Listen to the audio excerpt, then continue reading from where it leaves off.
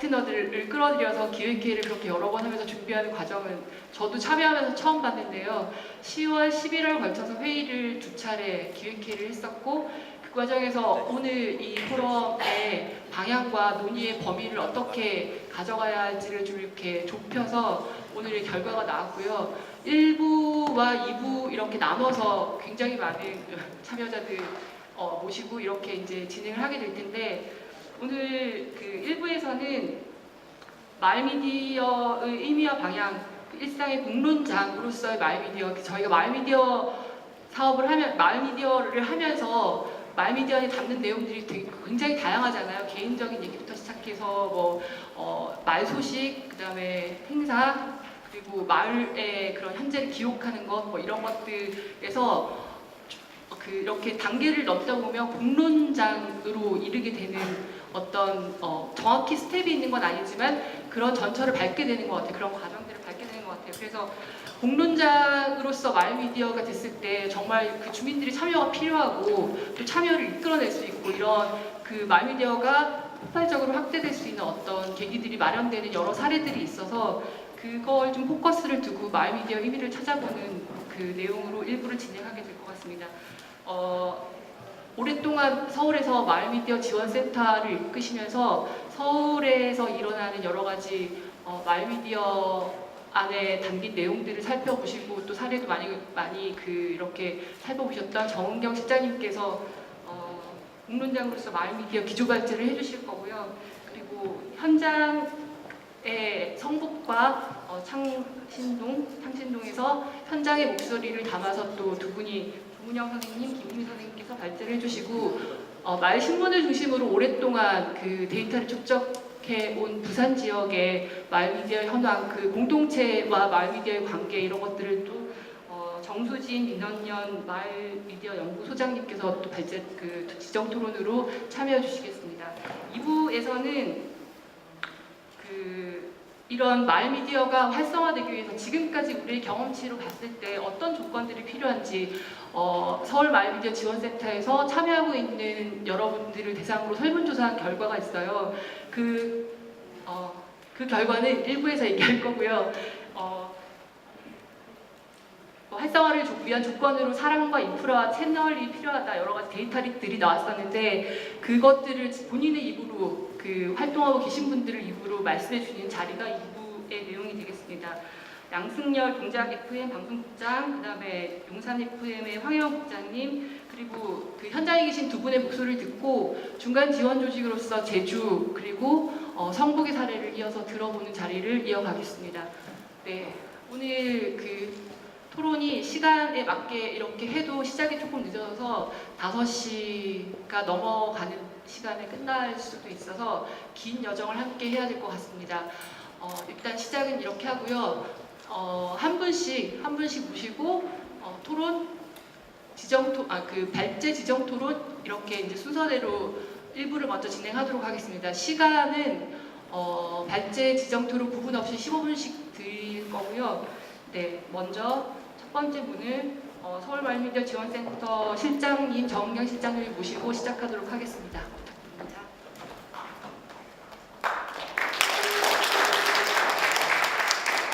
네, 반갑습니다. 서울마을미디어 지원센터 미디액트 실장 맡고 있는 정은경입니다. 오늘 제가 준비한 발표의 주제는 일상의 공론장 마을미디어라는 주제입니다. 네. 간단하게 현황을 좀 살펴보고 앞으로의 활동 방향을 좀 모색해보는 그런 순서로 제가 좀 말씀을 좀 드리겠습니다. 아시다시피 서울시 마을미디어 사업은 2012년 우리마을 미디어 문화교실로 시작이 됐는데요. 지난 6년간 굉장히 양적으로도 확장이 됐고 질적으로도 굉장히 다양한 스펙트럼을 보여주고 있습니다. 지금 보고 계신 이미지는 서울시 마을미디어 지도인데요. 자치구별로 참여단체 현황을 정리한 그림입니다. 마을미디어 참여자는 2012년 609명을 시작으로 해서 점차 이렇게 해마다 조금씩 늘어나서요. 올해는 추정치이긴 하지만 거의 5,000명에 육박하는 시민이 서울시 마을미디어 활동에 참여하고 있는 것으로 보입니다. 자연스럽게 매체 수나 콘텐츠 수도 자연스럽게 증가를 하고 있는데요. 매체의 경우에 2012년 처음 시작할 때만 해도 겨우 5곳에 지나지 않았지만 지금 12배가 증가를 한 상황이고, 이들 매체에서 생산해내는 콘텐츠 역시 점차 증가를 해서 2012년 대비 지금 33배 증가한 것으로 확인할 수 있습니다. 올해 마을미디어 70곳을 지원하고 있는데요. 라디오가 35곳이고 신문 잡지가 20곳, 영상이 15곳 이렇게 파악이 됩니다. 라디오가 경향성은 대체로 비슷한데요. 라디오가 상대적으로 조금 늘어나고 있고 영상의 경우에 상대적으로 조금 줄어들고 있는 그런 상황입니다. 라디오가 이제 아무래도 쉽다 보니까 서울의 경우에서는 많이 좀 참여하고 계세요. 간단하게 현황을 좀 살펴봤고요. 좀 저희가 지난 6년 동안 해온 활동의 의의에 대해서 한번 정리를 해봤습니다. 4가지 키워드로 좀 정리를 해봤는데, 표현, 소통, 참여, 기록, 이렇게 4가지 키워드로 한번 살펴보도록 하겠습니다. 첫 번째 표현인데요. 저희가 이제 카페에서, 저도 이제 이번 발제를 준비를 하면서 이제 조용하게 카페에 가서 생각을 많이 해봤는데, 이제 여러 가지 이야기를 많이 하시잖아요. 그런데 이 카페에서 커피 한 잔 놓고 이야기할 때와 또 마이크를 앞에 두고 얘기할 때는 굉장히 이게 의미가 달라지잖아요. 이 자리에 계신 선생님들은 뭐 다 몸소 겪어보셨을 거라고 생각되고요. 그러니까 그냥 일반적인 수다가 아니라 어떤 공적인 대화가 되는 거고, 그냥 사적 자아가 아니라 공적 자아로 바뀌는 그런 의미를 갖게 되는 거죠. 그래서 마을미디어는 이런 시민의 자기 표현을 지원하는 활동을 하고 있다라고 볼 수 있습니다. 다음으로는 소통의 의미인데요. 저희가 이렇게 회사를 다니고 학교를 다니고 이런 사람들한테는 이런 활동이 별게 아닐 수도 있지만, 예를 들어서 어르신이라던가 아니면 출산이나 육아 때문에 경력이 단절된 어떤 여성들의 경우에는 굉장히 큰 의미를 갖는 거죠. 그냥 고립된 개인으로서가 아니라 이제 사회와 연결시켜주는 고리로서의 역할을 마을미디어가 해주고 있는 것이죠. 그래서 소통으로서의 의의를 말씀드릴 수가 있겠습니다. 다음으로는 이제 참여인데요. 이제 마을미디어를 그 일상에서의 촛불, 직접민주주의의 장, 이렇게 평가하시는 분들이 최근 들어서 많이 계시더라고요. 예를 들어서 우리 아이가 다니는 학교 앞에 사행성 시설을 짓지 마라. 아니면 내가 다니는 동네에 개발을 할 거면 내 얘기를 좀 들어줘라. 다 반영해달라는 것은 아니지만 내 얘기도 들어줘라. 라고 하는 그런 활동들을 각 지역에서 마을미디어가 하고 있다는 것이죠.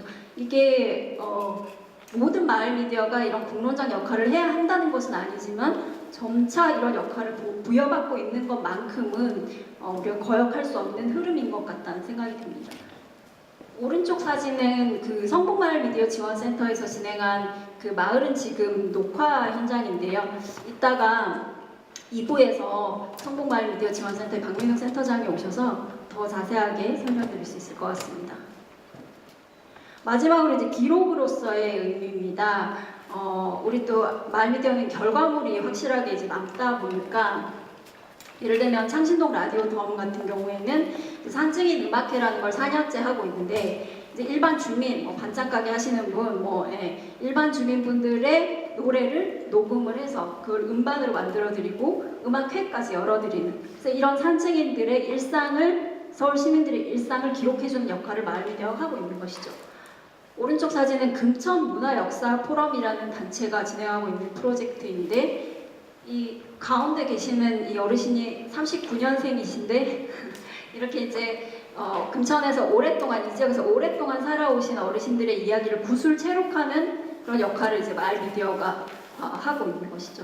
그래서 표현, 소통, 참여, 기록, 이렇게 다양한 의의를 가진 마을미디어 활동을 확인을 할 수가 있었어요.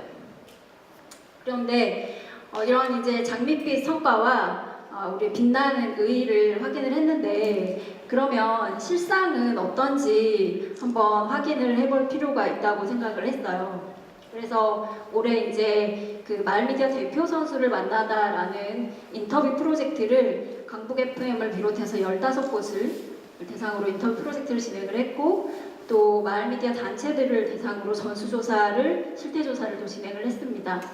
마을미디어 성장 조건이 뭐냐? 그러니까 우리 마을미디어가 지금 이 반열에 오를 수 있었던 그 조건이 무엇이냐라고 한번 여쭤봤을 때 가장 많은 분들이 운영 담당자를 꼽아주셨어요.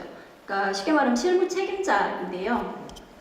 그 마을미디어를 끌어가는 그 분의 역할이 가장 크다라고 평가해 주셨어요. 다음이 핵심 회원이고 그 다음이 참여자인데요. 핵심 회원은 이제 뭐 운영위원회, 편집위원회, 뭐 조직마다 이름이 좀 다르긴 하지만 이제 고정 참여자들과 함께 이렇게 1, 2, 3위가 모두 이제 사람이죠. 그래서 마을미디어에서 가장 중요한 성장 기반 역시 예상하신 것처럼 사람이다. 네. 그래서 이 상근 활동가, 그러니까 운영 담당자, 실무 책임자 이분들은 정말 뭐 다 아시겠지만 올라운드 플레이어잖아요. 교육도 해야 되고 기계도 만져야 되고 조직도 해야 되고 정말 전천후 활동가인 것 같습니다. 또 혼자 해서는 안 되고 운영위원회 같은 이런 핵심 회원들이 필요한 것 같아요. 그래서 같이 뭔가 의사를 결정을 하고 같이 책임을 지고 이런 단체로서 조직으로서의 그런 성격을 가지시는 것 같습니다. 단순히 동아리로서의 활동이 아니라 조직체로서의 의미를 갖는 거죠. 세 번째는 충성도 강한 고정 참여자가 대표 선수들의 경우에 한 20, 30명씩 보유하고 있더라고요. 한 예를 들면 강서 FM의 경우에 재작년, 그러니까 2015년 하반기에 사진에 나와 계신 이 왼쪽에 김지혜 국장 혼자서 시작을 했는데 이제 청년 활동가 2명이 추가로 이렇게 작년 올해 붙어주면서 이제 수입 활동을 좀 더 확장한다거나 아니면 네트워크 활동을 좀 더 확장한다거나 좀 이렇게 확장이 될 수도 있었거든요. 사람의 역할이 굉장히 컸던 거죠. 이 사람의 역할에 대해서는 이따 2부에서 용산 FM의 황혜원 국장님께서 좀 더 실감나게 말씀을 해주실 것 같습니다. 다음에 성장 기반 공간인데요. 역시 이제 공간이 중요하죠. 네. 그래서 이 공간은 단순히 사무보고 제작하고 이런 공간이 아니라 넘어서는 일종의 말하자면 작당 모의를 하는 네, 자주 모여야 이게 무슨 일이 일어나잖아요. 그래서 그런 이번의 의미가 굉장히 큰 것 같아요. 마을미디어에서 공간이 가지는 의미는. 예를 들면은 동작 FM의 그 2013년 사진인데 이 사진이 좀 해상도 문제도 좀 있기는 하지만 제가 이제 2012년부터 동작 FM 그 지하 부동산 지하에 있는 공간을 찾아갔었는데 그때만 해도 굉장히 우울한 이 지하에 누가 오겠느냐 이런 모습이었는데 이제 2014년에 리모델링을 한 이후의 공간은 같은 지하이긴 하나 굉장히 밝고 향초 향이 폴폴 나는 누구나 가고 싶은 그런 공간으로 바뀌었죠. 그런 설비도 잘 갖추고 있고 물론 아직까지 부족한 점이 많지만 이런 공간이 있었기 때문에 동작 FM이 지금의 반열에 오를 수 있었던 것이죠. 그래서 이런 공간을 가지고 있었느냐 아니면 다른 공간을 전전하면서 마련하느냐는 굉장히 그 활로가 성장 경로가 다른 것을 볼 수 있었어요. 세 번째 성장 기반은 다양한 재원 구조인데요. 사실 재원 구조를 말씀드리고 있기는 하지만 실상은 사실 이렇게 다양한 재원 구조를 갖추고 있지는 못하죠. 사실 많은 단체들이 열악한 상황에서 보조금에 거의 의존하는 그런 상황을 보이고 있죠. 그래서 수익이나 이런 체험 프로그램을 진행을 한다거나 아니면 후원 행사를 열거나 후원 회원을 모집하는 방식으로 이렇게 다양한 활로를 모색을 하고 있으나 당위는 알지만 사실 인력의 부족이나 여러 가지 문제 때문에 잘 진행은 안 되고 있죠. 다음에 마지막으로 말씀드릴 성장 기반은 이제 모델 사례인데 이제 서울의 경우에는 이 관악 FM, 마포 FM 공동체 라디오가 2군데가 있잖아요. 그래서 그 영향으로 인해서 말라디오를 상상하기 보다 쉬웠고 실천하기 보다 쉬웠어요.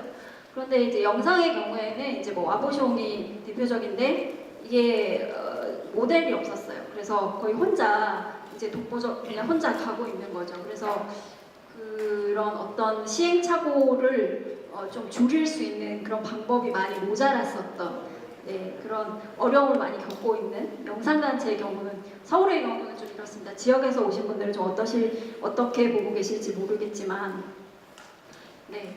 그래서 이렇게 네 가지의 성장 기반을 살펴봤는데 이제 선생님들이 제일 많이 하시는 얘기가 그러면 이제 지금 임계점인 것 같다. 최대치인 것 같다. 이 다음 뭐지? 이런 말씀을 제일 이제 공통적으로 많이 하시더라고요. 그러니까 지금의 지원 조건에서 지금의 지원 기반에서 우리가 할 수 있는 건 해볼 수 있는 건 다 해본 것 같은데 이 다음 뭐지? 이런 말씀을 많이 하셨어요. 공통적으로. 그래서 필요 조건이 뭔지를 여쭤봤더니 사실 답정너죠. 네, 답이 정해져 있죠. 네, 사람하고 공간이잖아요. 상근활동과 인건비가 필요하다는 얘기가 압도적으로 많았고 이런 공간 지원에 대한 얘기가 많았고 이제 그 다음에 활동과 역량교육, 뭐 안정적인 송출 시스템, 또 마지막으로 주파수 확보 이런 의견을 주셨어요. 이제 가장 많은 의견을 주신 게 상근활동과 지원인데 서울시 같은 경우 이제 뉴딜 일자리 사업이라고 해서 청년활동과 지원을 하고 있어요.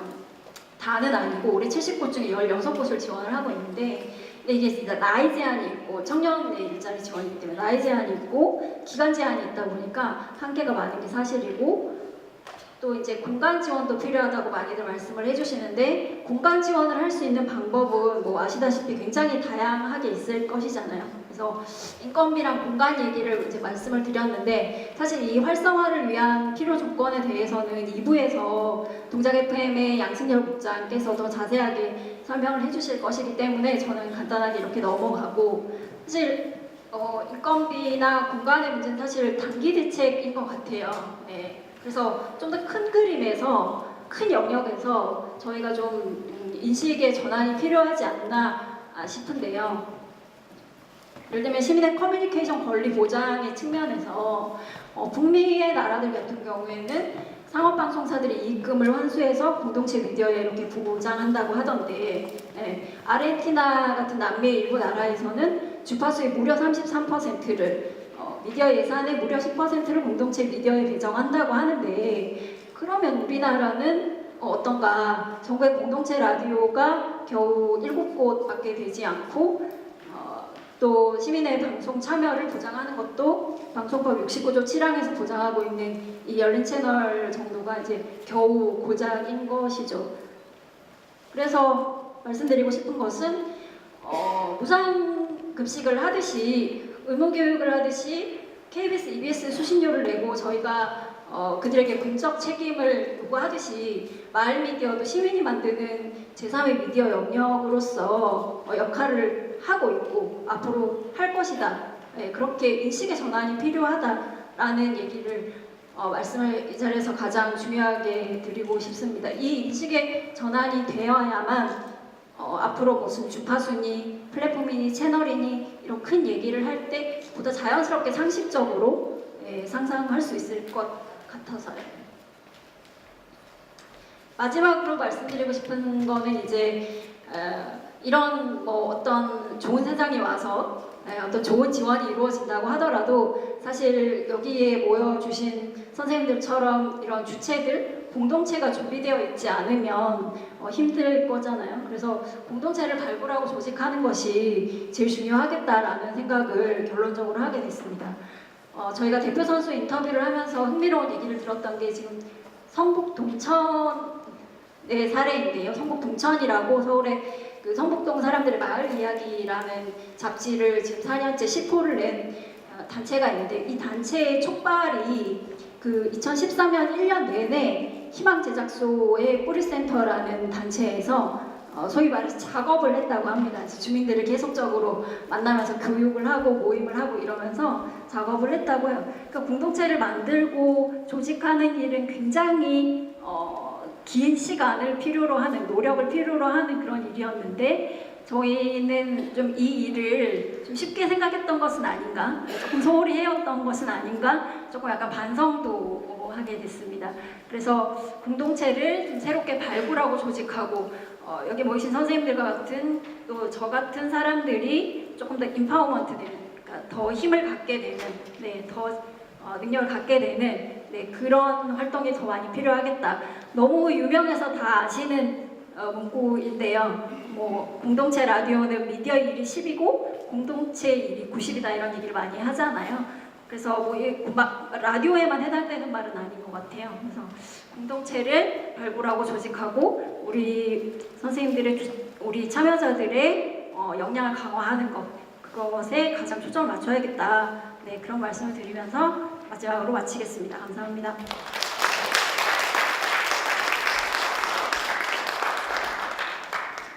네, 시간 경과한 거 아시죠, 실장님?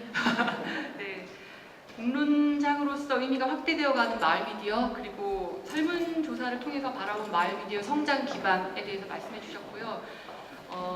이 분들의 그 인터뷰 결과 현재 환경에서, 현재 지원 체계에서 할 수 있는 최대치가 여기까지다, 이런 그 반응들을 받았다고 하시고, 이렇게 프로젝트성 사업비를 지원하는 제도에서 운영을 지원하는 제도로 변화를 모색해야 할 것 같다. 그리고 공동체 발굴에 좀 더 공을 들여서 조직화해야 될 것 같다. 이런 얘기를 전해주셨습니다. 다음으로는 그 마지막에 정은경 실장님께서 말씀해주신 성북 사례, 성북 동천의 편집위원장 김기민 선생님을 통해서 성북 사례를 좀 자세하게 들어보겠습니다. 네, 소개받은 성북 동천의 김기민입니다. 네, 제가 원한 글씨가 아니네요. 그렇게 텐신당부했건만 소개는 그냥 넘어가도록 하고요. 오늘 주요 내용은 저희 단체의 사례를 중심으로 좀 말씀을 드릴 건데, 어떻게 시작이 됐는지, 또 마을 지역의 공론장으로서의 마을 미디어의 실험이 어떻게 진행됐는지, 또 이런 시도를 하게 된 이유는 뭔지, 또 이걸 하면서 느꼈던 어떤 분명한 한계 지점은 또 뭔지, 그리고 앞으로 이런 마을 미디어 단체들 혹은 지역의 공동체들이 지역 공론장을 조성하는 어떤 주체나 협력자로 나와서 그때 필요한 것들, 갖춰야 할 것들이 뭔지 좀 얘기를 들어보도록 하겠습니다. 일단 저희 그 시작은 방금 정은경 실장님께서 말씀해 주셨던 것처럼 연도는 좀 틀렸습니다. 저희가 2012년도에 그 성북동이 역사문화 지구단위 계획을 수립하는 과정이 있었어요. 그 과정에서 공동체 관련된 부분에 대한 자원조사 연구 용역을 성북구청이 희망제작소에 맡겼고, 그 희망제작소 안에 뿌리센터라는 조직에서 2012년부터 이 지역을 대상으로 하는 조직 작업이 있었습니다.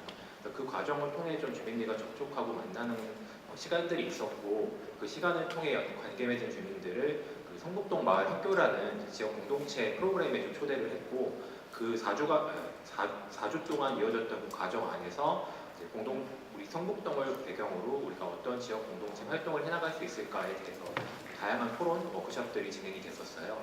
그때 이제 4주 과정이 끝나고 나서 이제 그 과정 안에 좀 더 열정적으로 참여하셨던 분들, 혹은 이 과정이 이대로 끝나는 것에 좀 아쉬움을 느꼈던 주민분들을 좀 따로 조직을 해서 우리가 그 워크숍 과정을 통해 논의했던 그 내용들을 한번 실제 직접 해보면 어떻겠느냐라는 좀 그런 과정이 또 이어졌습니다. 그걸 통해서 성북동천이라는 모임이 탄생을 하게 됐습니다.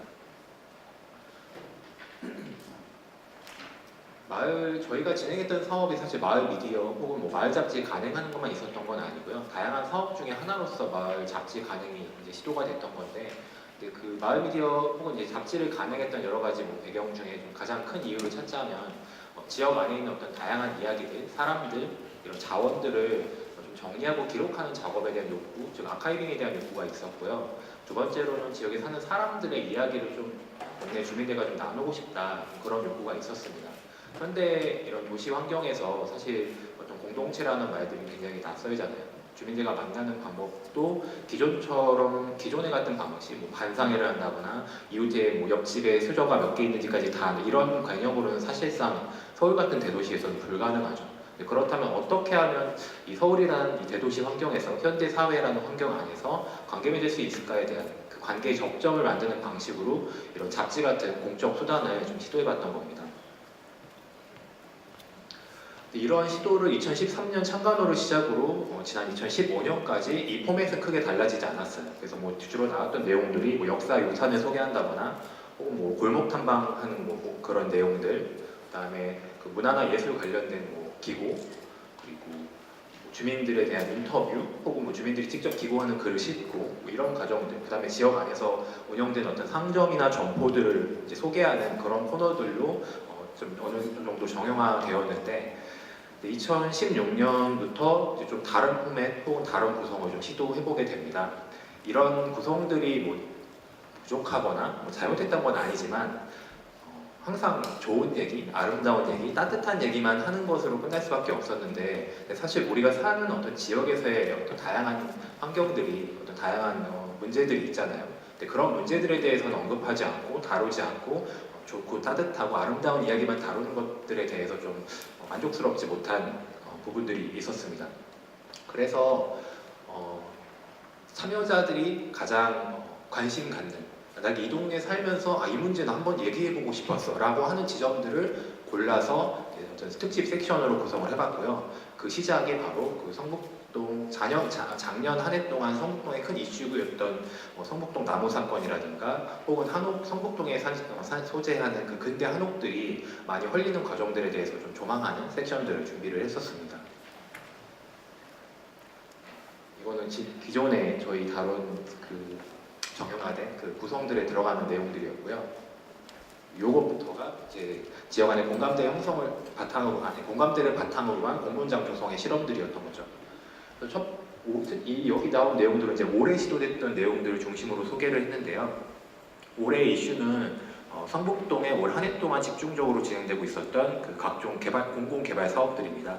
지금 아까 초반에 언급드렸던 그 역사문화 지구단위 계획이 수립이 되었고 그 계획을 기반으로 해서 다양한 이제 정책 혹은 이제 사업들이 시도가 되는데 그동안 사실 크게 드러나는 거 없이 답보 상태에 있다가 유독 올해 굉장히 집중적으로 각종 사업들이 진행이 됐습니다. 그중 뭐 하나하나 열고 하는 것도 정말 시간이 모자랄 만큼 많은 사업들이었는데 그 사업 처음에는 이 사업들이 대표적인 사업이 이제 성북로 대표 보행거리 조성 사업이라는 사업이 있었거든요. 그래서 이 사업이 가장 큰 이슈였고 그럼 도대체 보행거리라는 건 무엇인지 이 대표 보행거리를 조성하면 정말 우리 동네 보행 환경은 나아지는 건지 그런 고민들을 좀 중심으로 얘기를 나눠보려고 했었고 그래서 보행권이라든가 도시 환경에 대한 어떤 관련 책자들 자료들을 좀 읽고 공부하는 모임을 한 4회 정도 진행을 했었습니다. 그래서 이 4회 모임을 거치면서 좀 의제들 혹은 문제의식들이 좀 더 구체화되었는데요. 단순하게 어떤 보행 환경이 바뀌는 것 자체가 문제가 아니라 도대체 이 지역을 공공에서 개발하는데 그러니까 세금을 들여서 개발을 하고 있는 과정인데 도대체 이 지역에 사는 주민들은 왜 그 개발 과정에 있어서 어떤 자기의 의사를 표현할 수 있는 공식적인 절차가 충분히 존재하지 않는가? 왜 설령 존재하는 그 의사결정 구조 자체도 항상 객체로만 머물고 의견의 수렴 대상으로서만 머물고 그 계획을 수립하고 결정하는 과정에서는 왜 결정권을 행사하지 못하는가에 대한 부분으로 문제의식이 많이 좁혀졌고요. 그래서 그것을 위해서 성북동 지역으로 대상으로 해서 수립된 각종 공공개발 사업들의 어떤 플랜들, 계획서들을 서울시 소통광장 통해서 다 스크리닝을 하고 다 모아서 관계 분야의 전문가들과 함께 워크숍을 보는 자리를 가졌었는데 그게 바로 성북동 개발계획 검토 워크숍이었습니다. 이런 과정들을 통해서 많은 주민분들이 그런 말씀을 하셨어요. 기존의 정책 설명회나 어떤 공청회들에 참석했을 때는 알기 어려웠던 정보, 또 말하기 어려웠던 지점들을 이 자리를 통해서 정말 충분히 얘기할 수 있었다. 물론 이것을 주최하는 단위가 공공이 아니고 민간이기 때문에 우리가 논의한 내용들이 공공에 전달될 수 있는 어떤 확실한 담보되어 있는 것은 전혀 없지만 그것과 별개로 우리가 이 주민들이 스스로 모여서 이런 문제의식들을 공유하고 토론하고 나만 이렇게 혼자 생각하고 있었던 게 아니라는 것을 확인하는 것만으로도 굉장히 충분히 의미 있는 시간이었다는 평가가 있었고요. 이 검토 워크숍 이후에 사실 저희는 이제 전문가 패널을 모셔놓고 좌담회를 열고 지역 주민들과 함께 토크쇼 형식의 토론회를 여는 것까지 해서 완결을 지어보려고 했는데 그 전문가 패널 토론회랑 이제 토크쇼는 저희 내부 사정 준비하는 과정에서 이런 어려움들이나 어떤 추진력이 부족해서 좀 거기까지는 도달하지 못했고 대신 다른 단체들과 협력해서 실제 그 공사 현장들, 개발의 현장들을 방문하고 그 탐방한 이에 어떤 문제들이 있고 우리가 어떤 해결을 할 수 있는지 방법을 좀 찾아보는 그런 마을 여행과 결합된 프로그램으로 좀 진행이 됐었습니다.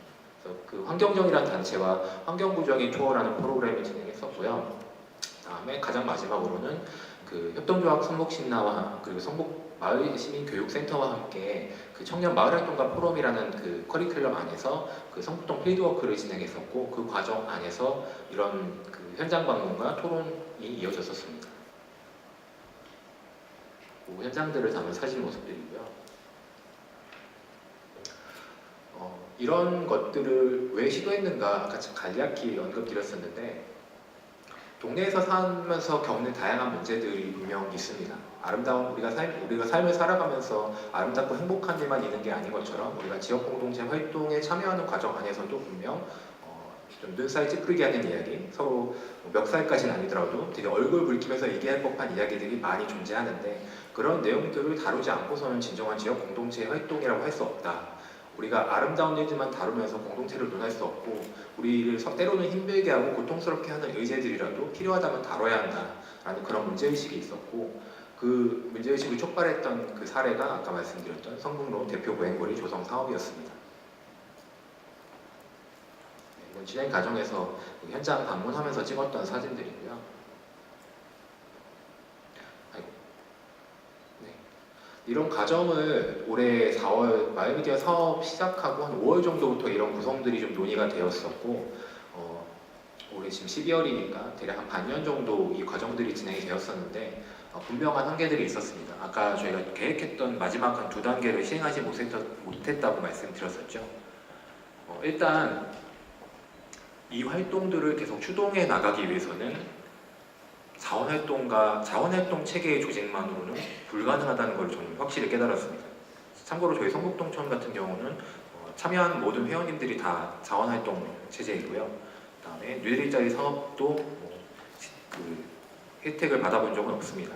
모두 다 자기 생업이 있고 본업이 있으면서 부가적으로 이런 자원활동으로 지역의 문제들을 함께 고민하고 논의하는 활동을 해온 건데, 근데 이 생업과 본업이 있는 상태에서 이런 네트워킹을 하고 협력을 하고 다른 이런 주민들을 조직하는 과정을 온전하게 진행해 나간다는 것은 너무나 어려운 일이었습니다.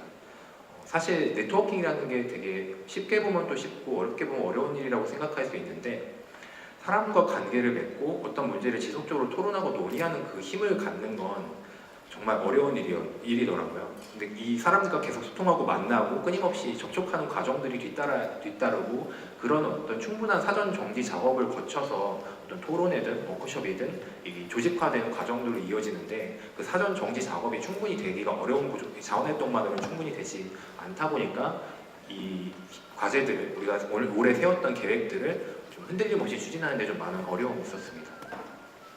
그리고 사실 지금 이런 가업들은 저희 단체 단독으로만 할 수 있는 또 문제도 아니에요. 성북동 전반의 공공개발계획을 다루는 과정을 저희 단체 단독으로만 사실 다루는 거는 어떤 충분한 공공성이나 대표성, 어떤 주체성을 보장받기가 쉽지 않죠. 그래서 저희도 그래서 처음 시대할 때도 성북동 마을계획단이라든가 지역 안에 다양한 단체들, 주민 모임들과 연대해서 함께 진행해보려고 노력을 했었는데, 근데 그런 노력들이 사실 어느 날 문득 이런 의제가 하늘에서 뚝 떨어지고 나서 이거 같이 합시다 라고 얘기한다고 해서 그 분들이 마치 기다렸다는 듯이 그래요, 그거 같이 해보죠 라는 식으로 연결되지 않는다는 거죠. 사전에 저희가 2013년부터 시작했다면 2013년부터 지금까지 평소에 충분히 이런 교감과 접촉들이 있었어야 이런 제안을 했을 때 우리가 한번 고민해보겠습니다, 이런 지점 때문에 좀 어렵겠지만 그래도 함께 해보죠, 이런 과정들이 이어질 텐데, 그런 사전 어떤 배경 맥락들이 충분히 쌓여있지 못했던 거예요. 저희가 5년에 가까운 활동을 했음에도 불구하고 그런 한계가 있었던 거죠. 또 그 세 번째로는 특히 공공을 대상으로 하는 이런 어떤 정책 토론, 논의, 의사결정 부분에 있어서는 사실 행정 권력의 우위를 민간 어떤 네트워크가 넘어서기가 굉장히 어렵습니다. 결국 민간이 행정을 상대로 우위를 점할 수 있는 거는 속된 말로 머릿수밖에 없는데, 이 앞서 언급했던 이유 때문에 그 충분한 머릿수를 확보하기가, 그러니까 조직력을 발휘하기가 굉장히 어려웠던 거죠. 그러다 보니 이런 설명회를 하거나 이런 어떤 토론의 장을 만들려고 할 때 항상 저항에 부딪히는 거예요. 예를 들면 이런 거죠. 네가 뭔데 이런 걸 하느냐? 당신 단체가 무슨 권한으로 이런 일들을 시도하느냐라는 질문을 받았을 때 거기에 대해서 물론 당당하게 말하지만 저희가 말하는 그 발언들이 충분히 공신력을 갖고 힘을 갖기는 어렵다는 거죠. 그게 그 이유가 바로 앞에 말씀드렸던 충분한 사람들이 조직되고 협력 관계를 맺지 못했기 때문에 이런 부분들을 보완하기 위해서 아까 다양한 단체들과 협력을 시도해보려고 했고 가장 대표적으로는 성북동 마을계획단 같은 그 차동 사업 저희 성북구에서 8개 동에서 차동 사업이 진행이 되었는데 성북동도 마을계획이 대안이 설치되어 있거든요. 그래서 저희는 주민자치위원회보다는 마을계획단이 더 공식적인 의사결정 구조 혹은 주민을 대표하는 구조로서 힘을 갖고 있다고 보고 공식 제안을 했는데 앞서 말씀드렸던 이유들 때문에 사실상 좀 사양을 하셨고 그래서 결국은 마을계획단과 협력해서 진행을 하지는 못했었습니다. 이런 한계들 때문에 앞으로 이런 지역 공론장으로서 역할을 하기 위해선 이런 부분에 대한 보완, 준비, 노력들이 충분히 뒤따라야겠다. 그것을 위해서는 지금의 자원활동가 체계만으로는 충분치 않다라는 결론에 도달했습니다. 그래서 필요한 것이 바로 그겁니다. 어떻게 하면 이 자원활동 체계의 부족한 점들을 보완할 수 있을까? 그리고 저희가 시도했던 이 모델들이 일단 저희 입장에서는 저희가 시작부터 지금까지 이 여정이 과연 표준화하거나 또 모델화해서 이렇게 다양한 지역에 이렇게 사례로 적용해 볼 수 있는 모델일까에 대해서 사실 전 개인적으로 좀 회의적이고요. 그렇다면은 이런 공론장으로서 역할을 수행하기 위해 모델링을 만들어내기 위해서는 어떤 연구 작업이 필요하고 어떤 사례들을 좀 탐구해봐야 하는지 그런 좀 준비 과정, 연구 과정 작업들이 좀 있어야겠다는 생각도 들었고, 그다음에 이런 사업들이 사실상 저희 마을미디어 활성화 사업을 통해 재원을 마련하고 이런 조직 활동들을 이어왔던 건데.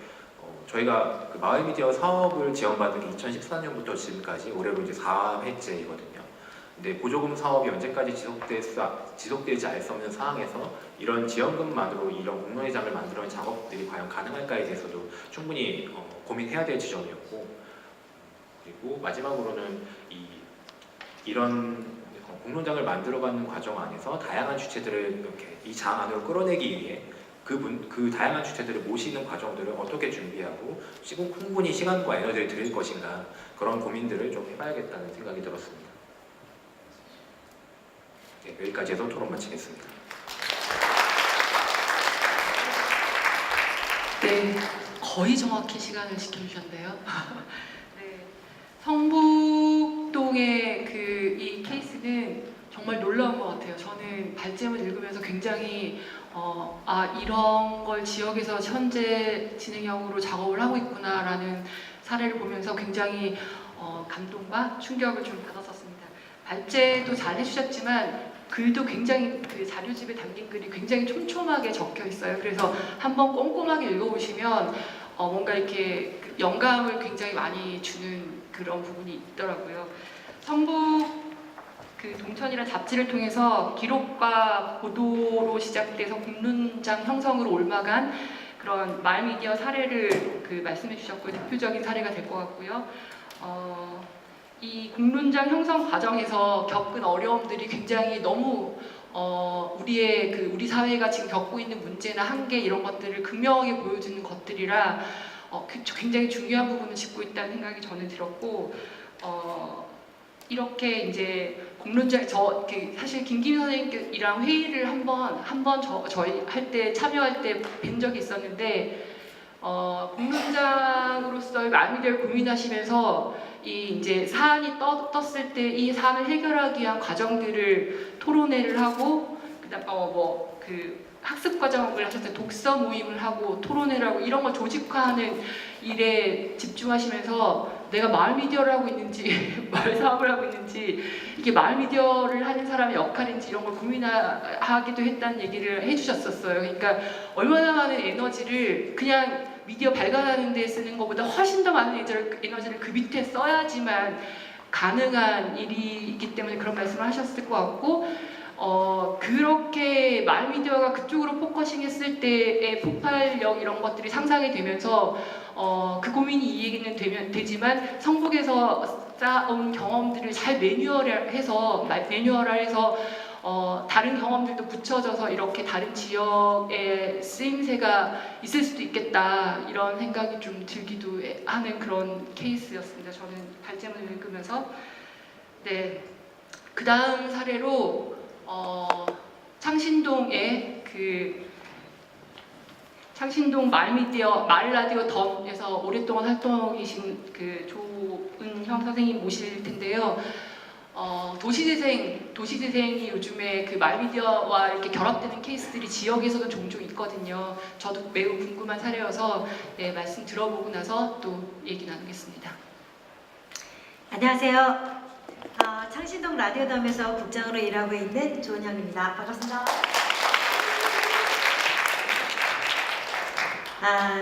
저는 좀 정돈된 톤이 아닐 수도 있겠어요.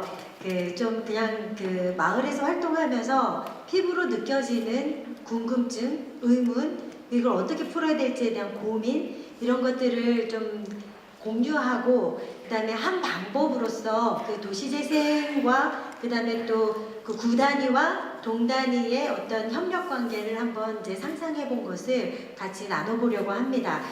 제가 이런 제목, 마을미디어, 도시재생, 그리고 마을미디어의 지역적 범위에 대해 이렇게 주제를 가지고 나오게 된 이유는요. 창신동 라디오덤이 초기 시작할 때는 그 동단위의 마을미디어가 없었어요. 다 이제 구단위를 표방하는 경우가 거의 다였기 때문에 활동을 하다 보니 다른 곳과 다른 우리 그러니까 창신동 라디오덤의 특징들이 막 드러나면서 이걸 내가 어떻게 규명해야 될까? 그리고 우리의 한계를 돌파하려면 어떻게 길을 뚫어내야 될까에 대한 고민을 하게 됐었던 면이 하나가 있고요. 그리고 또 하나는 뭐냐면 저희들이 도시재생 선도지역으로 그러니까 2013년부터 지금까지 그러니까 최초의 도시재생 지역으로 저희들이 그 국토부에서 지정한 지역이거든요. 서울에서는. 그래서 그 도시재생 지역이라는 경험을 하게 됐어요. 그래서 그 경험을 하면서 이거 봐라, 이거 마을미디어의 지향과 이렇게 잘 어떻게 맞물리면 굉장히 좋은 그림이 나올 수 있겠는데 라는 생각을 하게 돼서 그걸 또 공유하고 싶었던 거고요. 그리고 또 하나는 뭐냐면 처음에 저는 취미 활동으로 생각을 하고 시작을 했거든요. 근데 활동을 하다 보니 내 속에 더 깊은 어떤 욕망, 꿈, 바람들이 이렇게 드러나게 되면서 나 하나의 이제 표현이 아니라 이제 동네 사람들과 같이 겪게 되는 공동의 문제를 좀 해결하고 싶다라는 어떻게 보면 공론장을 향한 욕구가 좀 생겨나게 됐는데요. 근데 실제로 그 시도를 하다 보니 굉장히 어려움이 많았어요. 그래서 그 어려움을 어떻게 돌파해낼 수 있을까? 이런 고민들 때문에 이런 주제의 제목들을 뽑게 됐습니다. 먼저 마을미디어의 지역적인 범위에 대해서 말씀을 드릴게요. 또 우리가 보통 갖고 있는 심리적으로 우리 동네라는 것을 이렇게 떠올려 봤을 때 그렇게 넓은 구역이 아닌 것 같아요. 걸어서 다닐 수 있는 정도의 그 범위를 우리는 보통 우리 동네라고 생각을 하는데요. 근데 보통 마을미디어는 그 기존의 공동체 라디오에서 구단위를 표방하고 미디어를 이제 구성했던 그 성경험을 저희들이 이제 그 성경험을 우리가 본받아서 어떻게 보면 본받아서 그 구단위로 구성을 하는 경우가 좀 많았던 것 같아요. 그래서 마을이라고 사람들이 느끼는 범위와 그다음 마을 미디어의 범위는 좀 일치하지 않는다. 그리고 또 그 차이로 인해서 생기는 특성들이 좀 생기더라라는 이야기를 하고 싶고요. 그리고 도시재생 지역 같은 경우에는 보통 동단위보다도 작게 구성되는 경우가 좀 많아요. 좀 크게 구성했다가 굉장히 문제가 많아졌기 때문에 지금은 조그만 구성 단위들로 구성하는 그런 특징들을 보이고 있거든요. 그래서 제가 생각했을 때 도시재생 지역에서 마을미디어가 어떤 활동을 한다고 한다면 구단위 마을미디어가 갖는 어떤 특성보다는 동단위 마을미디어가 갖는 특성이 더 기여해야 될 바가 많을 수 있겠다라는 그런 생각을 하게 됐습니다. 지금 현재로서 이제 동단위 마을미디어로 활동하고 있는 곳들을 보면 저희 창신동 라디오덤 같은 경우에는 우리 동네 특성이 굉장히 강해서 저는 이제 지역아동센터 교사로 활동을 하면서 지역에 관심을 갖게 됐고 봉제인들이 굉장히 많은 우리 동네라는 특징이 있기 때문에 자연스럽게 창신동이라는 우리 동네를 단위로 구성을 하게 됐고요. 성북동청 같은 경우는 아까 이야기했듯이 조직화의 과정이 있었어요. 주민조직화의 과정이. 주민조직화의 과정은 보통의 경우 사람들이 이제 쉽게 모일 수 있는 지역 내에 그러니까 걸어서 사람들이 다니는 그 정도의 범위의 지역들의 주민들을 만나면서 그들의 공통 관심사, 단체들을 묶어서 조직화를 시키거든요. 그렇더라고요. 저도 이제 공부를 해봤더니. 그래서 주민 조직화를 통해서 어떤 단체가 형성될 땐 조금 작은 규모로 될 가능성이 높습니다. 접점이 많아야 되기 때문에요. 그리고 또 은행나루 같은 경우에는 찹동이라는 특별한 그 사업과 맞물렸던 그런 면모가 있어서 동단위로 이제 정착이 된 것 같아요. 그래서 전체적으로 봤을 때 동단위로 이렇게 지금 현재 동단위로 표방하는 마을미디어의 경우에는 약간 지역적인 특이성을 갖고 시작하는 경우가 좀 많은 것 같습니다. 그럴 때만 동단위를 표방하는 경우가 좀 있는 것 같습니다. 그리고 이제 도시재생에 대한 이야기를 말씀을 드리면요. 그 선도지역으로서 저희들이 이제 활동을 하면서 제가 처음에는 주민협의체에 들어가서 적극적으로 활동을 하려고 이제 마음을 먹었었는데요. 들어가서 보니 대화 자체가 좀 되기가 어려운 구조예요. 그래서 여기에 이제 회의에 참석한다고 해서 이것이 이제 진짜 우리가 원하는 방향으로 갈 수 있을까에 대해서 좀 회의가 생겼고, 그래서 약간 거리를 둔 상태에서 지속적으로 그렇다고 우리 동네니까 외면할 수는 없었던 상황이고요. 지속적인 관심을 갖되 적극적인 활동은 하지 않는 그런 구조가 됐습니다. 그래서 제가 이제 도시재생 그 지역에서의 특징이 무엇인가를 이렇게 곰곰이 들여다봤을 때 주거 그 환경이 노후한 곳이라는 특징이 있어야지 선정이 되거든요. 그래서 그 특징은 무엇인가 하면 결국 서민들의 동네라는 뜻이고요. 교육 수준이 좀 낮을 수 있는 가능성이 높고요. 그리고 좀 약간 이렇게 생계 활동의 시간이 긴 분들이, 그래서 여유 시간이 적은 분들이 많을 수 있고요. 연령대도 높을 수 있습니다. 그리고 이주민들이 있을 가능성이 높습니다. 그러니까 이런 좀 지역적 특성이 있어요. 한마디로 약간 공적인 발언을 한다든지 의사소통을 한다든지의 훈련이 충분히 이루어지기 어려운 구조예요. 그래서 이런 상황에서 우리가 그냥 공론장을 만들어서 그냥 얘기할 말을 해보세요 이렇게 딱 펼쳐놓는다고 해서 우리가 깊이 있는 심도 있는 정말 우리 동네에 유익한 결론을 얻어내는 대화를 하기는 쉽지 않더라는 게 제 경험적으로 그렇게 그래서 경험적으로 느꼈고 경험을 했습니다. 그래서 결국 도시재생이 성공이 되려면, 도시재생 아시는 분들은 많이 아시겠지만 한 3년 정도의 집중 지원을 한 다음에 빠져나가거든요.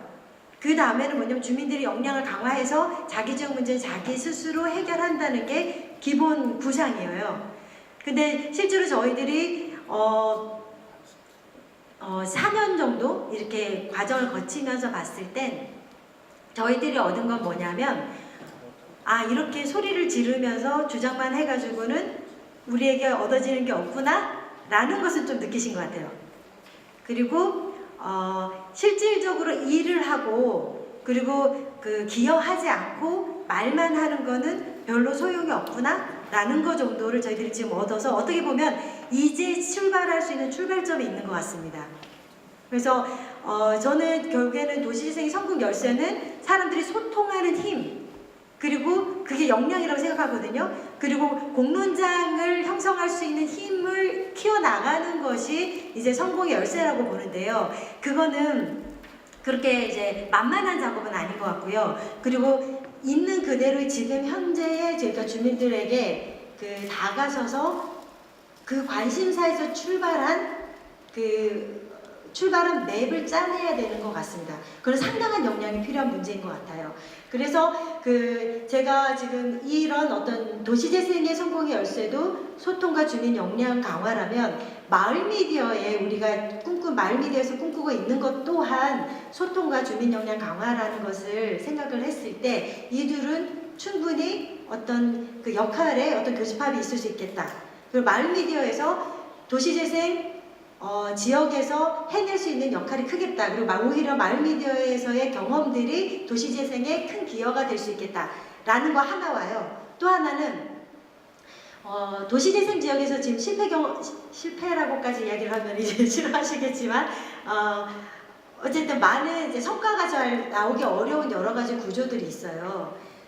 그러니까 도시재생에는 굉장히 공적인 자금이 많이 투여가 되고 있는데 그것이 주민들의 역량 강화로 이어지지 못하고 있는 그 부분들, 그 고리에 마을 미디어가 역할을 하는 것이 도시재생 차원에서도 그 도움이 될 수 있겠다. 실제로 도시재생 코디네이터 분이 저에게 말씀하실 때 지금 코디네이터들이 하고 있는 일을 마을 미디어에서 맡아서 한다면 더 질이 좋게 나올 수도 있겠다라는 생각을 한다라고 말씀을 하시더라고요.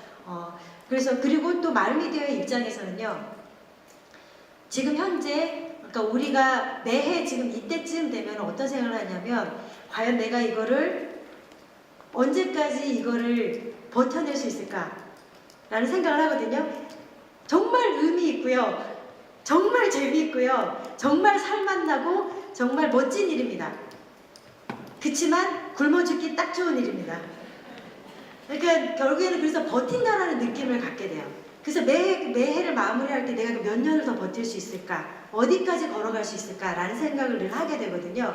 즉, 그러니까 결국에는 이제 마을 미디어가 니네가 얼마나 공적으로 역할을 하는지 증명해봐라는 태도로 우리에게 이제 저는 이제 저희들에게 이야기를 한다고 느껴지는데요. 그래서 너희들의 공익성을 증명해야지만 지원해줄게 이렇게 하는 것처럼 느껴지거든요.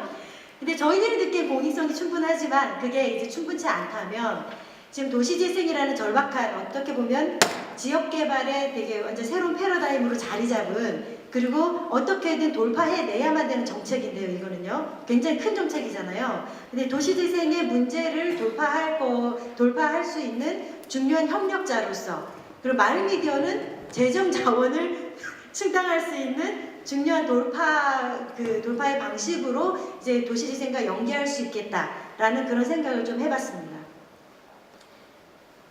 네, 그 다음에 구체적으로 도시재생에서 할 수 있는 역할을 마을 미디어가 할 수 있는 역할을 생각을 한다면 늘상 우리가 하고 있는 일이에요. 소통입니다. 그러니까 정보 유통하고요. 그리고 관심자를 확대하는 겁니다. 이거가 왜 굉장히 중요하냐면요. 도시재생 지역에서 사람들이 스마트폰이나 SNS가 익숙하지 않으신 분들이 많으세요.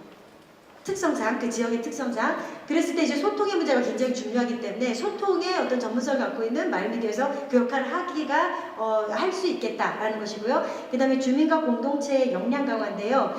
그냥 처음에는 일단 발언만 하는 것도 중요하고 그리고 발언을 하는 거를 녹음된 거 혹은 녹화된 그 기록물을 통해서 스스로 자기 점검을 해가는 과정이 있기 때문에 천천히 사람들은 성장해 나가거든요. 참여만으로도, 미디어 참여만으로도. 근데 그거 외에도 어떤 중요한 사안이 있을 때 도시재생에서는 사안이 있어요. 예산을 어떻게 투여해서 어떤 그 결과물을 만들어내는 어떤 사안이 있을 때 정확한 정보를 기반으로 합리적인 대화를 해야 되는데요. 일단은 첫 번째로 정확한 정보를 사람들이 잘 모릅니다. 그리고 그 중에서 자신의 이익을 중심으로 막 이제 이야기를 하는 경우가 많아요. 그래서 이런 대화를 하고 그 속에서 자신이 원하는 바를 관철하거나 혹은 대화를 통해서 타협해 나가는 그런 그 과정이 역량 강화라고 보는데요. 그 역할을 이제 마을 미디어에서 공론장을 구성해 나갈 때 이뤄나갈 수 있을 것이다. 그리고 이 기록들 자체가 아카이빙이 될 것이고 마을의 역사가 될 것이다. 이렇게 말씀을 드릴 수 있을 것 같습니다. 그리고 굉장히 제가 생각했을 때 굉장히 중요하다고 느껴지는 거가요.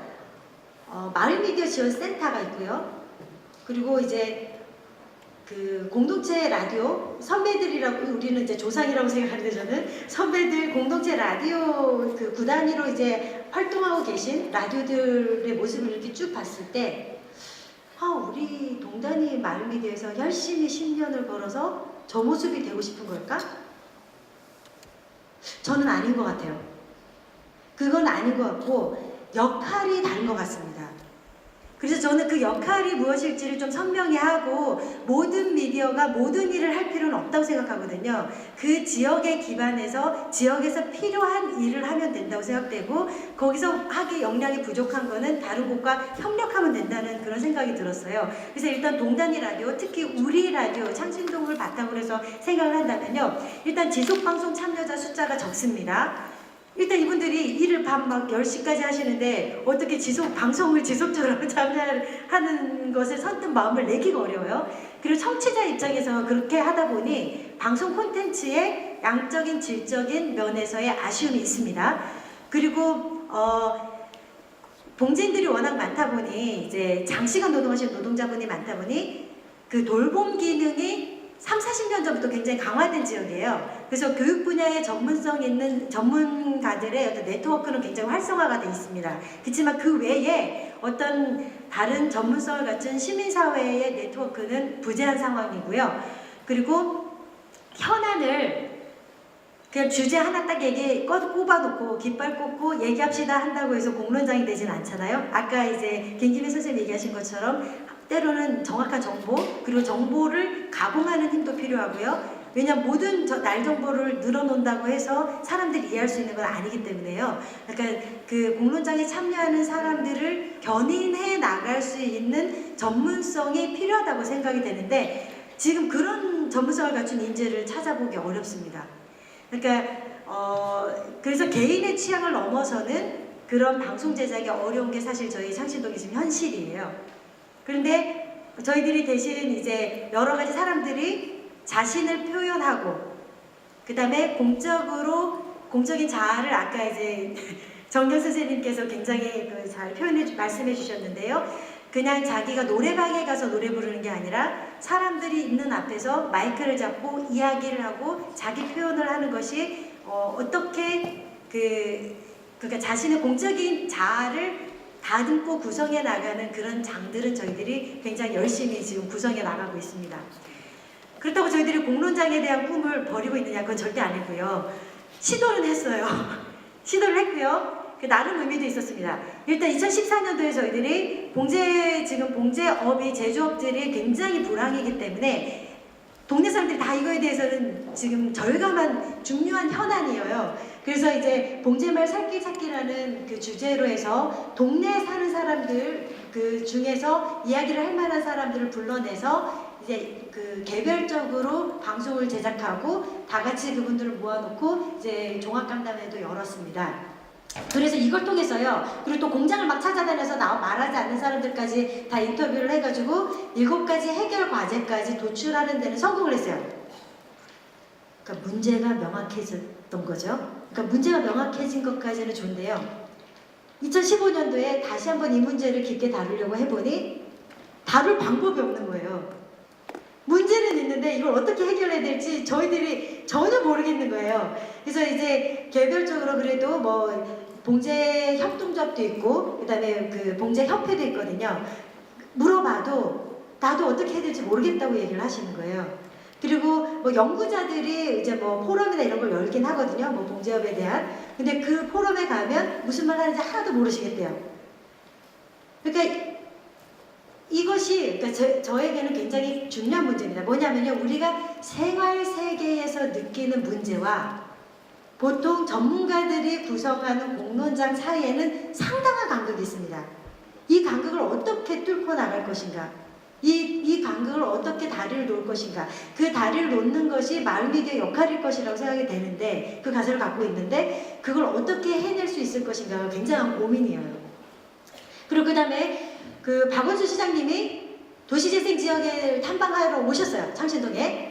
그래서 그러면 이거 어떻게든 이거 기회니까 공론장을 구성해야 되겠다 해서 구성을 했어요. 이야기 구성을 했어요.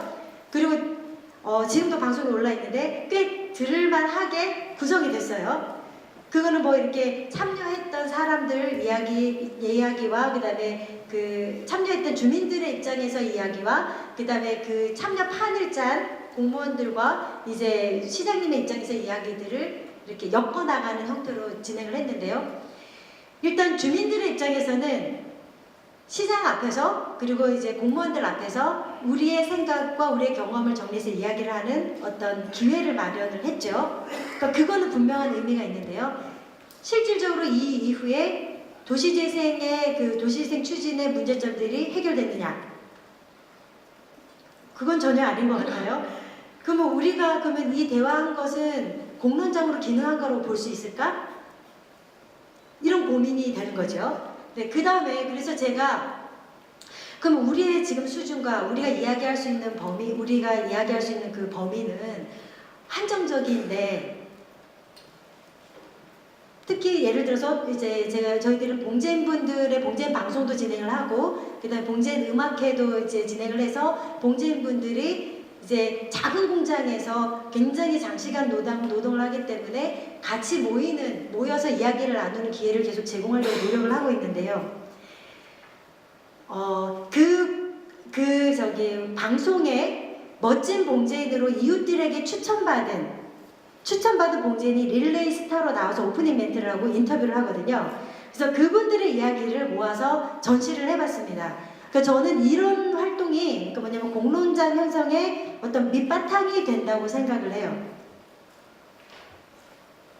자, 그러면 지금 도시재생, 그다음 작은 동단위의 그 마을 미디어의 이제 그 연계 가능성에 대해서 말씀을 드렸는데요. 이제는 작은 단위, 동단위의 마을 미디어와 구단위 마을 미디어의 어떤 연계 가능성에 대해서 한번 말씀을 드려보고 싶어요. 그래서 작은 단위 마을 미디어에서는 아까 얘기했던 것처럼 발언을 하고 문화활동 등을 통해서 공적인 체험, 공적인 자아를 이제 다듬어 나갈 수 있는 기회들을 끊임없이 멍석을 까는 일들을 하고, 그리고 그 속에서 단순하게 내가 만들어진 그 문화 상품을 소비하는 것이 아니라 참여의 지역 문화를 만들어 나가는 것을 이제 그 역할을 하고, 그리고 또 사실에 기반한 소통을 매개하고, 그다음에 지역에 굉장히 밀착한 공론장이 형성될 수 있는 바탕을 깔은 일을 해서 촘촘한 관계망들을 만들고, 그걸로 인한 삶의 질을 향상하고, 그리고 공론장을 열 테니 오세요 라고 했을 때 선뜻 나서지 않을 것 같은 사람들을 격려와 응원하면서 이제 공론장까지 이제 나갈 수 있도록 그 미기 작업을 하는 어떻게 보면 평생학습의 장의 역할을 그 동단위에서는 굉장히 스킨십 강하게 해 나가는 것이 그 밑바탕이 될 거라는 생각을 하고요. 큰 차원에서 구단위에서의 마을미디어 활동은 그 제3의 미디어로서의 목소리를 내주고, 그 다음에 시민사회 네트워크를 하고, 그리고 필요한 단위, 동단위에서도 그 시민사회 네트워크의 어떤 역할이 필요할 때 그 연결을 해주고, 그 다음 감시를 하고 비판을 하고 공론장 형성을 구체적으로 짜나가는 짜나갈 수 있도록 전문성을 가지고 지원을 해주는 역할을 해주면, 그러면 좀 협력관계가 되지 않을까라는 그런 생각을 해봤습니다. 네, 이상입니다. 네, 잘 들었습니다. 굉장히 재밌는 창신동 이야기였는데 시간을 굉장히 많이 주셨어요. 제가 앞으로 그 연단에 올라오신 분들께 안내를 좀 해드리면, 제가 이 자리에 서면 시간이 끝난 겁니다. 그거를 인지해 주시면 될 것 같고요. 창신동 봉제공장이 밀집해 있어서 노동자들이 그 많이 참여하는 창신동 그 마을미디어 활동을 이제 거기 또 그 도시재생 사업이 들어가서 그것과 연계한 얘기를 좀 들어봤습니다. 도시재생도 그렇지만 대부분의 이제 관에서 하는 사업들이 주민 참여를 이끌어내고 주민들 자치를 구현하는 방식이 표현이 좀 그럴지 모르겠지만 기껏해야 공모 형식입니다. 사실 서울 마을미디어 지원 사업도 그렇고, 저희 수원의 수원 영상미디어 센터에서 마을 사업을 할 때도 그렇고, 그리고 이제 더 큰 공모 사업들도 있고 크고 작은 공모 사업들이 있는데, 공모 사업을 해서 주민이 참여했고 그것을 주민이 실현했다는 그런 외피만 가지고 사실 그게 주민 자치가 구현되는 건 아니거든요. 그게 이제 창신동에서 공모 사업으로 도시재생 사업이 떨어졌을 때 형식적으로 흐르지 않도록 진짜 주민들의 의견이 수렴될 수 있도록 하기 위해서 얼마나 많은 밑작업들이 필요한지 이런 것들을 상상하게 되는 부분이 있는 것 같아요. 아까 이제 성북 동천에서 말씀 주신 것처럼 그 공론을 형성해 가는 과정이 사실 이제 원자력 발전소와 관련해서 공론화위원회라는 게 있었잖아요. 거기에 수기 과정이라는 이제 말이 언론에서 많이 회자되면서 수기라는 말이 유행어처럼 번졌었는데, 그런 공부하고 그 내용을 다 같이 공부하고 그걸 오랫동안 토론하고 결론을 그렇게 해야지만 그 도달한 결론에 대해서 반대를 하던 찬성을 하든 다 동의할 수 있는 그런 과정들이 사실 학습되고 필요한 것 같아요, 저희한테. 근데 그걸 이제 심지어 아무런 자원이 투여되지 않은 마을미디어에서 해내야 되는 미션이 되어 있는 거죠, 지금 현재. 그런 고민들이 묻어있는 그런 발제였던 것 같습니다. 그 지정 토론이었던 것 같습니다. 네, 마지막으로 1부에서 다음 순서로 그 공동체를 엮어가는 마을미디어라는 주제로 부산민원연 마을미디어 연구소 소장님 정수진 소장님 모시고 마지막 1부 지정 토론 이야기를 들어보겠습니다. 안녕하세요. 반갑습니다. 네. 예, 중간에 계속 기차 표시가 늦추고 있었어요. 예, 조금 길어졌는데요.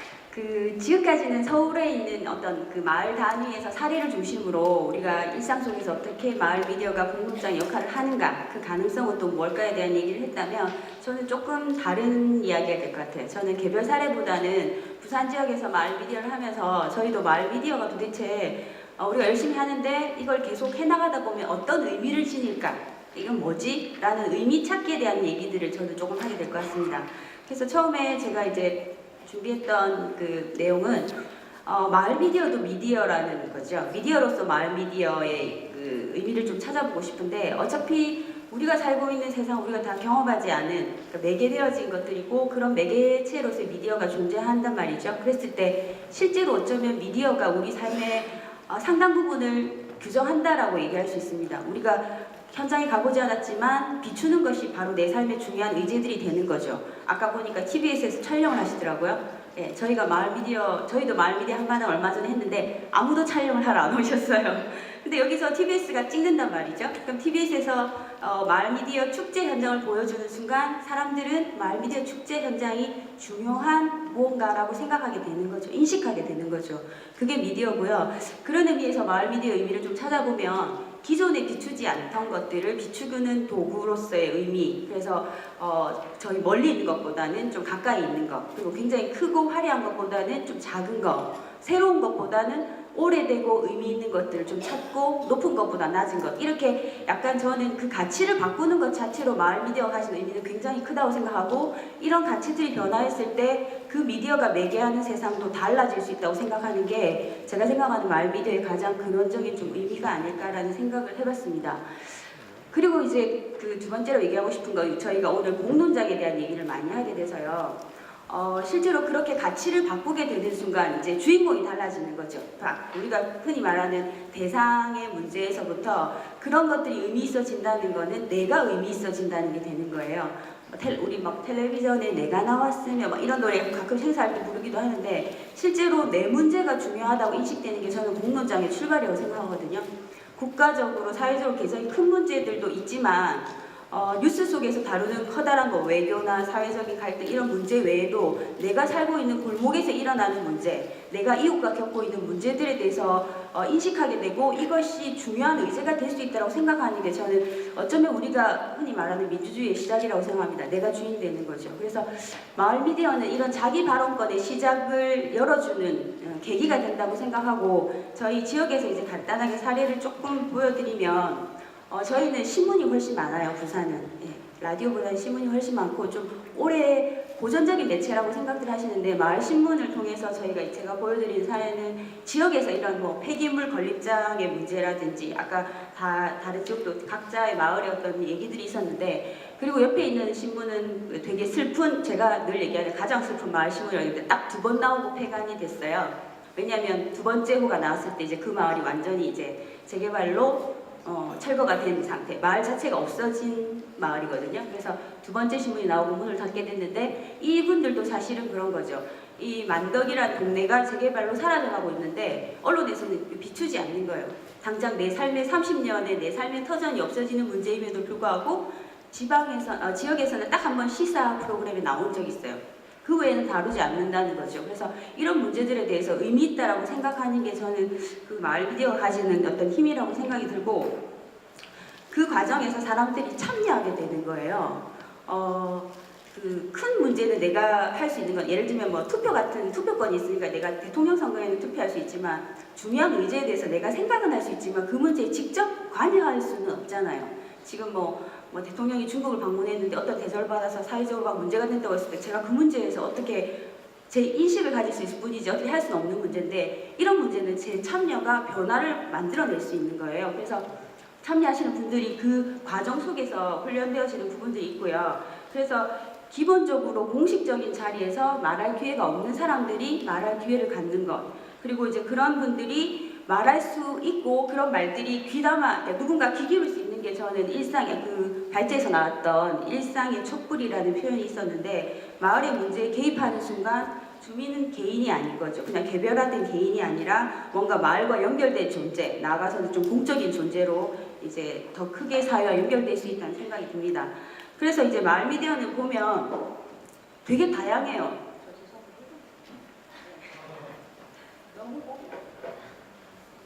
예, 그 마을 미디어는 너무 다양하거든요. 아까 제가 마을별로 들었을 때 다 다르구나 라는 생각을 한 번도 했었는데 되게 다르지만 또 한편으로는 공통점이 있어요. 되게 다양성은 있지만 한 가지는 뭐냐면 다 다르지만 미디어를 통해서 주민들이 연결된다는 건 불변의 원칙인 것 같은 생각이 들었어요. 부산도 그렇거든요. 라디오도 있고 신문도 있고 잡지도 있고 또 마을마다 상황이 다 달라서 어떤 마을은 어르신들 60대 이상의 기자만 있는 신문도 있고 막 그렇지만 한 가지는 그걸 하면서 그분들이 변화하는 과정을 겪게 된다는 거고 개인이 아니라 좀 같이 하는 분들하고 연결되는 과정들이 생긴다는 겁니다. 그래서 처음에는 미디어 하러 오시는 거 아니고요. 글쓰기를 한다든지 다른 동아리를 지원했는데 떨어져서 오신다든지 이런 분들이 많아요. 근데 참여하시고 나면은 자기의 관점에서 마을을 바라보는 것에서 미디어라는 이제 어쨌든 기자가 된다거나 이런 역할을 갖게 되면 다른 관점에서 마을을 바라보시게 되는 거예요. 제가 그 토론문에도 썼지만 60대 넘은 할머니가 그동안은 골목에 쓰레기를 내려놓는 젊은 사람들을 막 욕하셨는데 그분이 다른 관점을 이거 어떻게 해결할 수 있을까라고 바라보게 되는 변화들을 겪게 되는 게 마을 미디어 활동의 과정인 것 같고요. 그래서 이제 실제로 보면 공론장에 대한 얘기를 했지만 다 의제로 출발하진 않습니다. 진짜 개인적인 취향이나 취미에서 출발하는 마을 미디어가 훨씬 많아요. 근데 이런 것들을 하다 보면 마을과 연결해서 예전에는 내가 영화를 좋아해서 영화에 대한 얘기를 했는데 팟캐스트를 하다 보면 우리 마을 사람들이 좋아할 영화는 뭘까? 우리 마을 사람들과 함께 보면 좋은 영화는 뭘까? 이렇게 접근하게 되는 기점이 있더라고요. 그 변화의 시기를 갖게 된다는 게 저는 가장 큰 의미가 아닐까라고 생각이 들고 그리고 이제 주민이라는 얘기를 많이 하는데 주민이라고 다 주민이 아닌 거죠. 예. 그냥 집단화된 이름으로서 동장님이 있으면 동장님 아니고 뭐 그런 그 감투가 없는 분들은 다 주민 이렇게 하는데 실제로 그분들은 각자의 개인으로서만 머무를 뿐이지 발언할 기회가 없을 때는 주민의 역할을 할 수가 없는 권한도 없는 거죠. 그래서 마을 미디어를 하면서 자기를 드러내고 발언할 때 실제로 주민으로서의 자리를 이제 차지할 수 있게 된다는 생각이 듭니다. 그래서 물을 한번 마실게요. 네, 맛있네요. 자, 그래서 저는 이제 제목을 붙일 때 다른 마을 미디어 사례들은 되게 개별화된 사례들 말씀하셨는데 제가 의미감을 엄청 고민을 했었는데 제가 찾다가 엽다라는 말을 찾아냈어요. 그래서 마을 미디어를 표현할 때 어떤 말이 좋을까 고민했을 때 엮어간다는 말이 너무 딱 맞다는 생각이 드는 거예요. 개인과 개인을 연결하는데 그게 이제 일직선상으로 연결되는 게 아니고 이렇게 갈래처럼 이렇게 저렇게 엮다 보면 뭔가 하나의 덩어리로 만들어지는 의미도 있고요. 그리고 또 하나 제가 이제 엮는다는 말을 드렸던 거는 아까 그 발제에서 우리가 실제로 성장 조건으로 사람이나 공간이나 뭐 여러 가지 재원 구조나 모델 사례를 얘기했는데 아까 잠깐 얘기 나왔지만 저는 주민 네트워크도 엄청 중요한 성장 요건이라는 생각이 드는 거예요.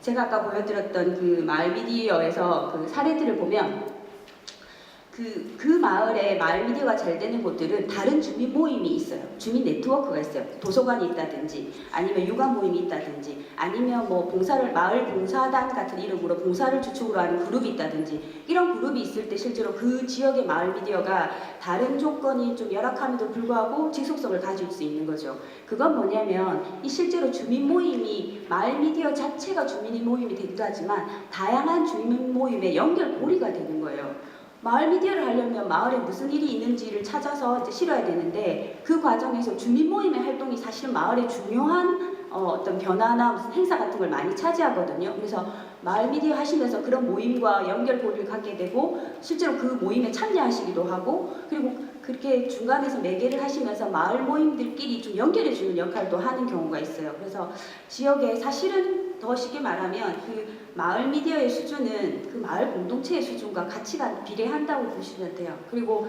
더 조금 다른 표현을 하자면 그 마을이 갖고 있는 어떤 수평적 소통의 수준과 좀 비례하더라고요.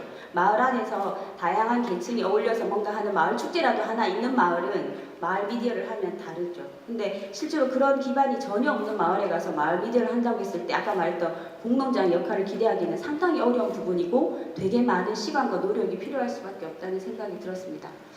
그래서 이제 그 엮는 얘기를 하면서 조금 더 드리고 싶은 얘기는 저희는 마을 안에서 주민 모임을 엮거나 개인을 엮는 의미로서의 마을 미디어도 있지만 부산에서는 저희가 마을 미디어끼리 엮는 네트워크에 대해서도 지금 계속 고민을 하고 있어요. 서울은 마을 미디어 네트워크가 있잖아요. 부산은 아직 마을 미디어 네트워크라는 이름으로 같이 묶여있진 않고 대신 그 계속 활동하는 분들의 요구들이 생기는 거예요. 지금 여기 오신 분들도 사실 마을 미디어 안에서는 리더 그룹에 속하시는 분들이죠. 그죠? 그런 것 같아요. 예. 근데 이제 부산에도 마을 미디어를 하면서 같이 만나는 사람과의 협업도 중요하지만 그 안에서 조금 더 중심 역할을 하시는 분들은 거기서 더 성장하고 싶은 욕구가 생기시는 거예요. 같이 하는 주민들을 챙기는 것도 중요하지만 내가 마을 미디어가 뭔지 의미도 찾고 싶고 이걸 어떻게 해야 더 잘하는지를 계속 알고 싶은데 그거는 혼자서는 할 수 없는 문제인 거죠. 그래서 조금 연결되려는 욕구가 지금 많이 생겨서 저희가 모임도 하고 있는데요. 그래서 지난달에 저희가 한마당을 했었어요. 마을 미디어 한마당을 하면서 올해로 이제 4번째 행사를 했거든요. 그 행사에서 저희가 이번에 공동선언을 한번 채택해보자. 서울에서도 지금 마을 미디어 그 정책에 대한 고민, 마을 미디어가 한 단계 성장하기 위한 정책은 뭐가 필요할까 이런 고민하는 것처럼 지역에서도 그럼 우리한테 필요한 게 뭘까? 우리한테 필요한 게 주파수일까? 재원일까? 뭘까? 이런 고민들을 하면서 이제 공동선언을 저희가 같이 한번 만들어봤어요. 그냥 개인이 생각하는 거. 그랬더니 되게 다양한 얘기가 나왔는데 저희는 센터가 하나밖에 없다 보니까 미디어 센터에 대한 부분이라든지 녹음실, 재원, 그리고 시장에 바라는 거 이런 것들이 많이 나왔어요. 그래서 이런 그 경험치는 다르지만 되게 그 다양한 목소리들이 이제 나오고 있는 시점이라서 이거를 좀 엮어서 부산 지역에서도 마을 미디어가 주민이 그 자기 삶의 주인으로 나설 수 있고 마을의 의제가 공농장에서 자유롭게 토론될 수 있는 그런 현장을 좀 만들어 보자라는 생각을 하고 있고 오늘 이 자리에서 아마 정책에 대한 부분이 2부에서 토론되는 걸로 알고 있습니다. 그래서 이런 고민들이 그 서울이라는 지역뿐만 아니라 전국 단위의 다양한 마을 미디어가 함께 공유되고 고민되었으면 하는 기대를 갖고 있습니다. 나중에 토론 때 좋은 얘기를 많이 나눴으면 좋겠습니다. 감사합니다.